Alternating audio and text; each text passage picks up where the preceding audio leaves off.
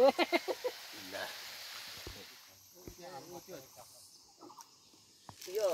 आटा कि मैदा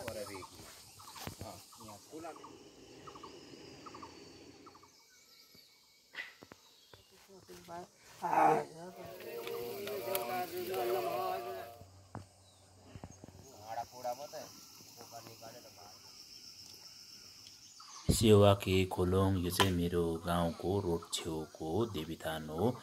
12 मे बुद्ध पूर्णिमाको दिन यहाँ हामीले पूजा गरेका थियौँ।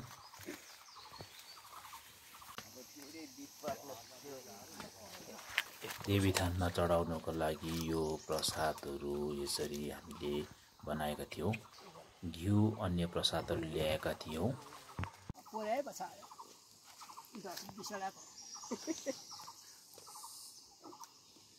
यो आटा कि मैदा ए हैन उयो फुलाको चाहिन्छ है बराबरी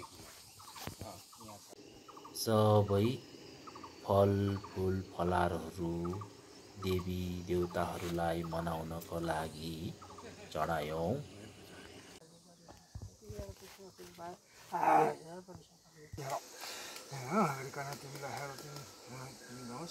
प्रसाद चढाएर देवी देवताहरूको मानमनित गरियो।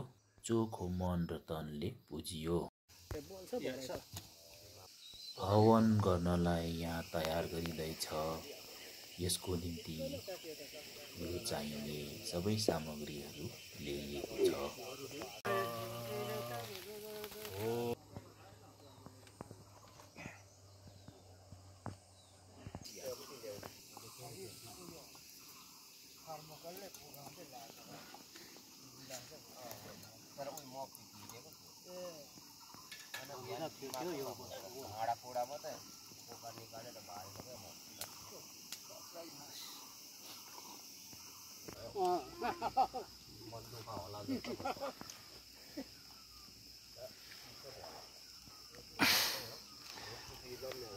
यता सबैलाई चिया पुग्यो नि।